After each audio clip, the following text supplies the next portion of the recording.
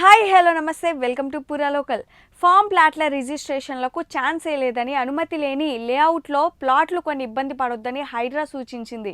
రంగారెడ్డి జిల్లా రాజేంద్రనగర్ మండలం Lakshmiguda village survey number 50లోని 1.2 ఎకరాల్లో ఫామ్ ప్లాట్ల పేరిట లేఅవుట్ వేసి అమ్ముతున్నారని సోమవారం హైడ్రా ప్రజావానికి ఫిర్యాదు చేసింది.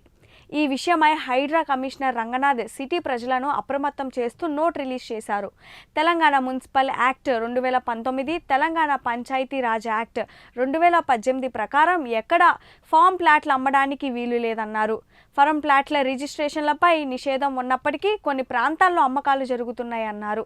జియో నంబర్ 131 ప్రకారం 2020 ఆగస్టు 31 తర్వాత వెలిసిన అన్అథరైజ్డ్ లేఅవుట్ ప్లాట్లో ఇల్లులు నిర్మించడానికి ఎలాంటి అనుమతులు ఇచ్చేదే లేదని ప్రభుత్వం స్పష్టం చేస్తుందన్నారు.